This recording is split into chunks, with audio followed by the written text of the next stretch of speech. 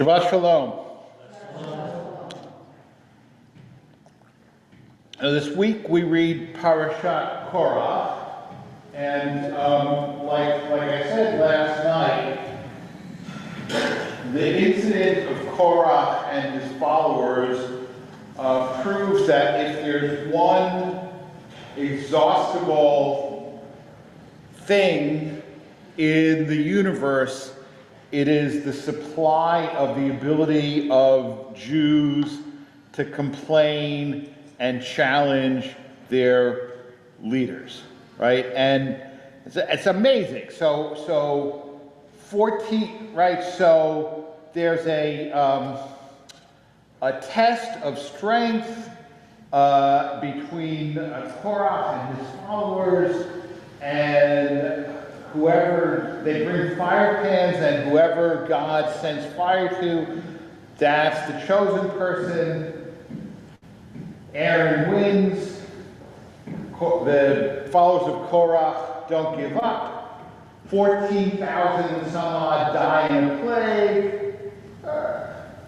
They go to Moses and Aaron and say, "You're killing people." Right? No, you're killing people. It's your action, right? And there's an inexhaustible supply of their ability to challenge Moses and Aaron, right? But so finally the ground opens up and swallows the followers of Korach, and they go down to Sheol alive. I have to tell you, anybody who has been in a position of leadership in a Jewish organization, if only, right? If only I'd be challenged at a board meeting, the ground opens up, swallows the people who oppose me, problem solved, right? I mean, of course, there'd be a lot fewer Jews in this world if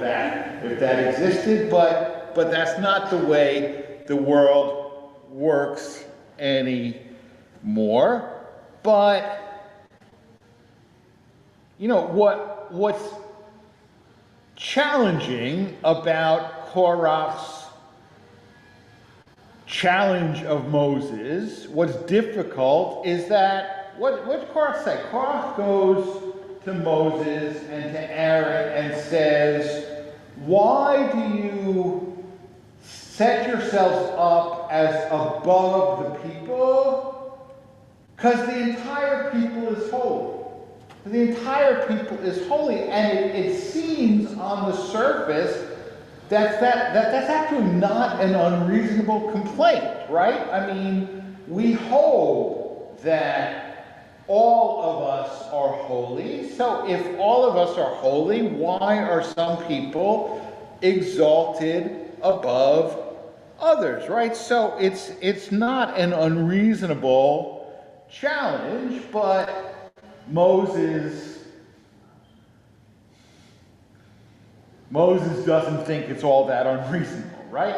But you know, to get to the root of something in the Torah, right? You have to look at two different, maybe similar laws or similar incidents, and what is the similarity, but what is also the difference, right? And a couple of parshiot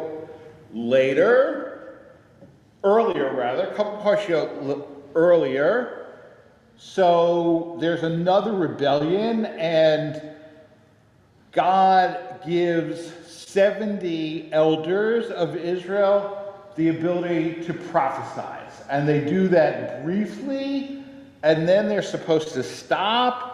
But two of them, Eldad and Medad, continue to exercise prophecy sort of unauthorized, right? They should have stopped. Joshua is not pleased, and Joshua runs to Moses and says, "Adoni Moshe Kilaim."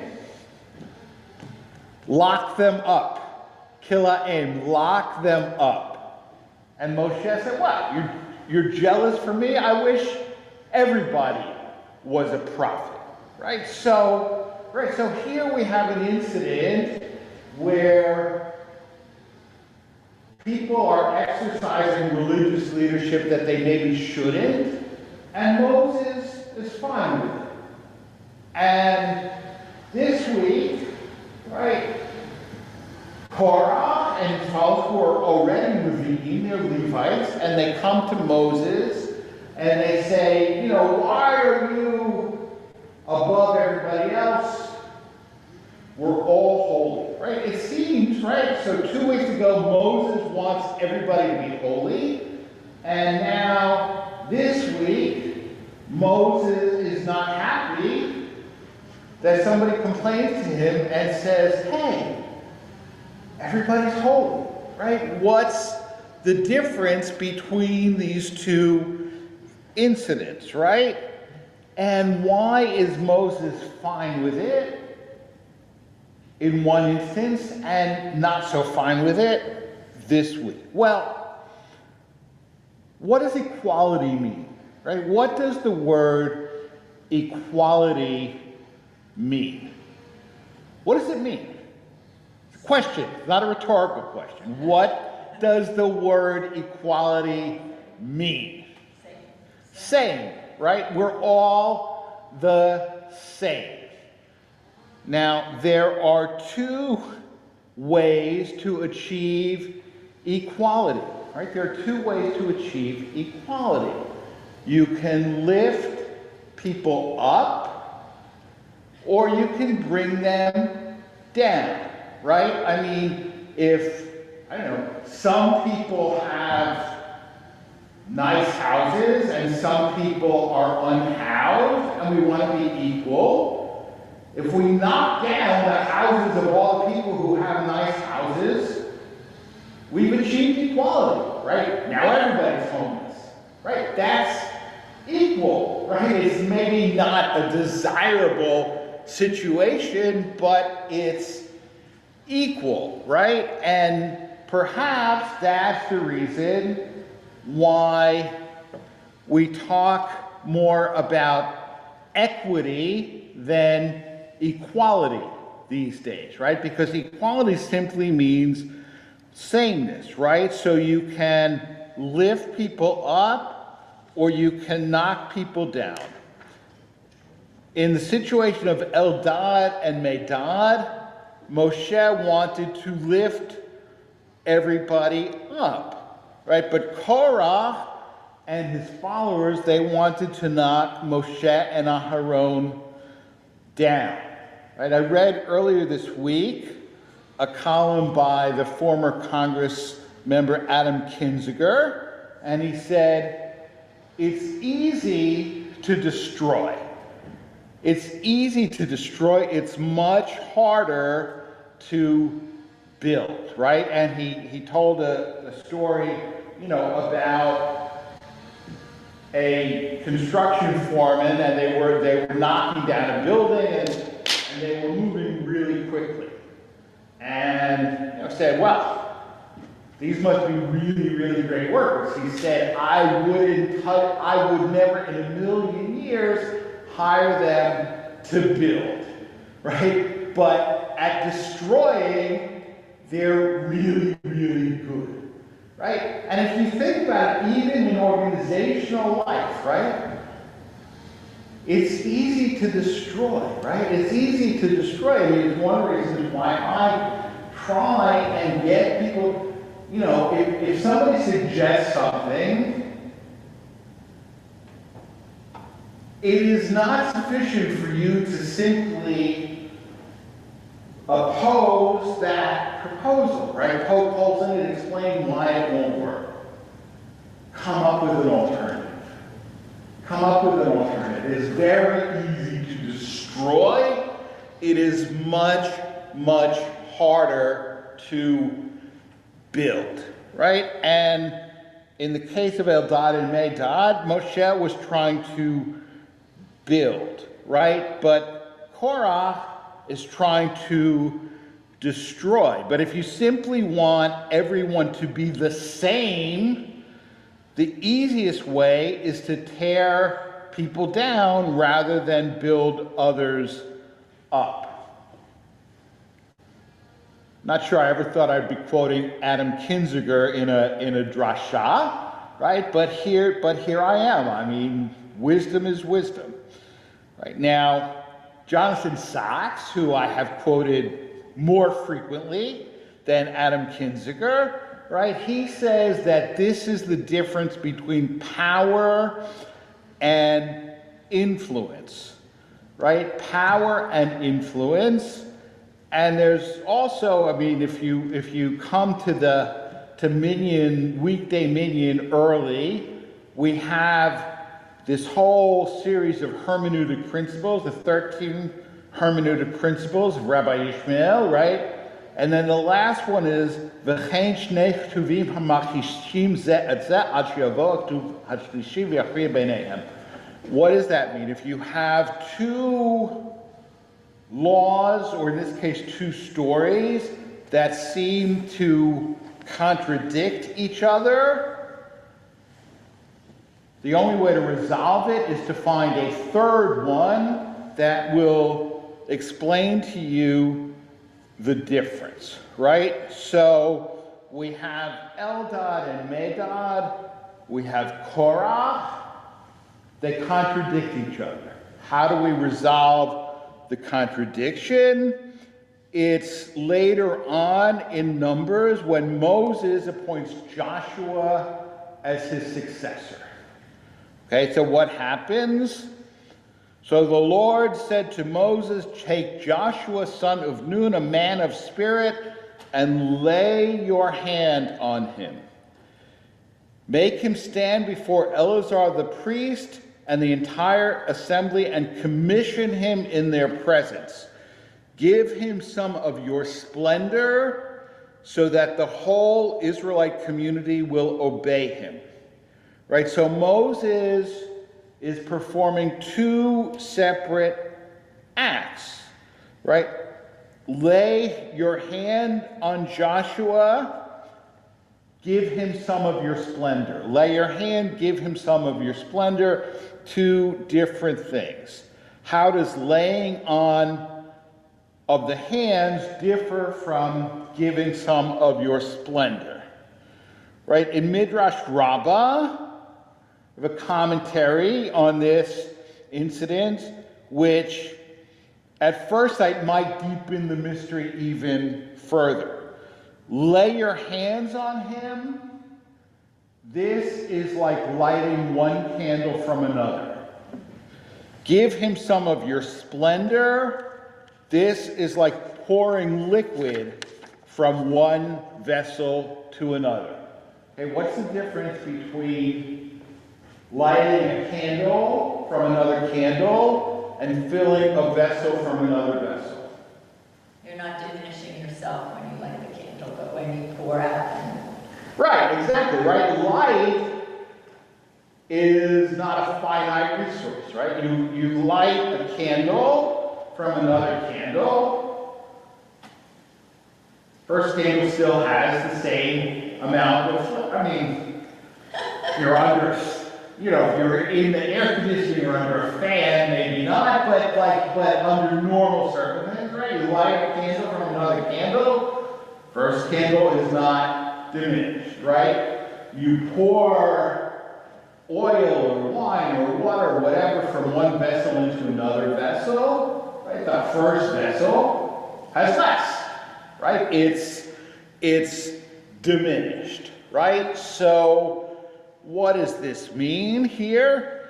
So the laying on of hands was giving influence, lighting a candle from another candle.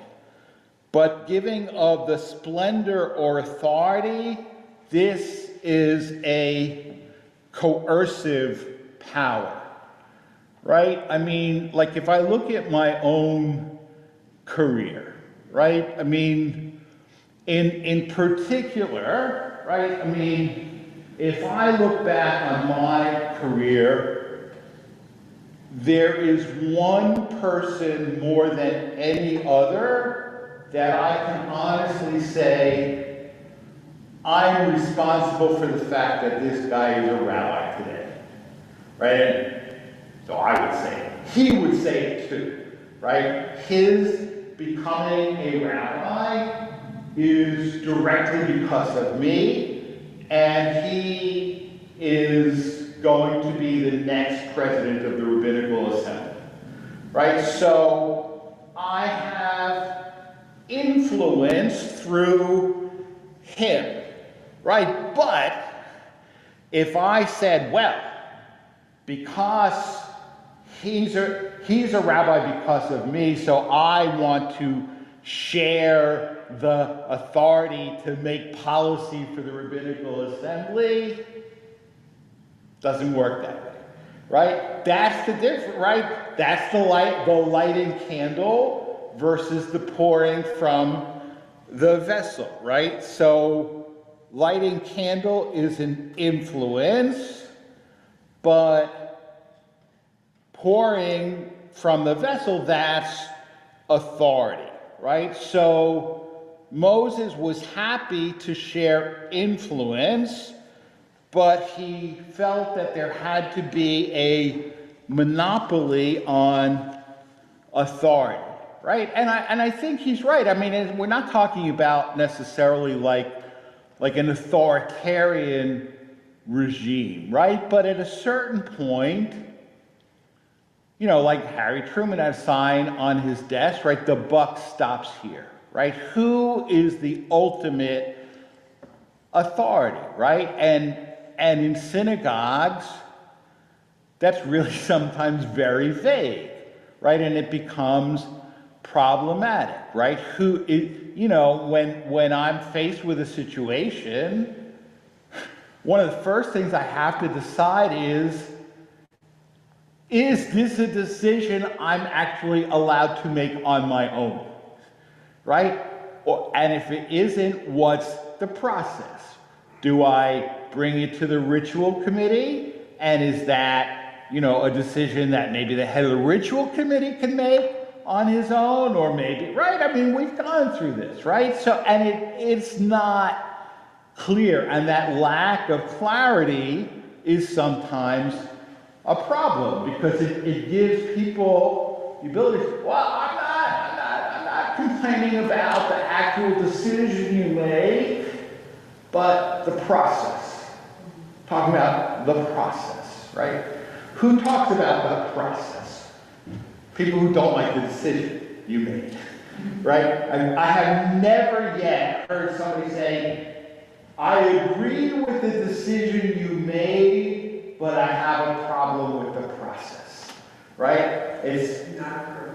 Not true? Not true. What? Actually just happened. Okay. We spend part-time here and part-time in West Palm. Okay. We were a synagogue in Palm Beach. We were looking for a rabbi. The search committee did all the looking, and actually a rabbi from here, Rabbi Orban, is coming. It's an amazing decision. I think it's perfect. The process was done very poorly. The congregation was not included. And I think, I mean, he's the best thing they could have done, but again. Okay, it's sometimes, I mean, especially with hiring a rabbi where that is normally a decision that's. Community decision. They Right. Exactly. I'm not talking about like, you know, what color should the new Pima colors be or something, right? No, I agree with you. Sometimes, I mean, the question is, and I love Rabbi Werben. He's a great guy and a great rabbi. We're excited. The question will be what's going to be down the road. I mean, if people like him, they're willing to overlook a problematic process, right? If people don't like him, then they've got choice, right? They can say, well, it's not about him, not right? Because it's never nice to attack the person, so you just attack the process. But there will always be complainers. I have said to, right? That's how I began my drasha, right? But I say to other rabbis, if you're starting a new pulpit, okay, from the moment you walk in, 10 to 20% of the people will love you no matter what you do. You are the greatest rabbi in the history of rabbis. And 10 to 20% of the people will hate your guts. Right? It's the 60 to 80% in the middle that really you have to satisfy, right? So yes, sometimes, but generally people use dissatisfaction with the process as a proxy for dissatisfaction with the decision without having to take responsibility for their opposition to the decision. Okay, so Rabbi Sachs goes on to paraphrase Shakespeare. The influence we have lives after us. The power is oft interred with our bones. It says, much of Judaism is an extended essay on the supremacy of prophets over kings, right over might, teaching rather than coercion, influence in place of power, right? And I mean, this is so true, right? You can, if you have the authority of the state behind you or the authority of the organization, you can force people to behave in a certain way. You cannot force people to believe what you want them to believe. You cannot force people to like or respect you, right? And the contention for power ultimately has limits, right? It is one thing, Rabbi Sachs says, to force people to behave in a certain way. It is quite another to teach them to see the world differently so that of their own accord they choose to act in a new way. When we use power, we diminish others. When we use influence, we enlarge them. That is one of Judaism's most humanizing truths. Not all of us have power, but we are all capable of being an influence for the good. Shabbat Shalom. And now we actually do have an in-person minyan, so we can go on. Let me stop the... Question for you. Yeah. I either need to get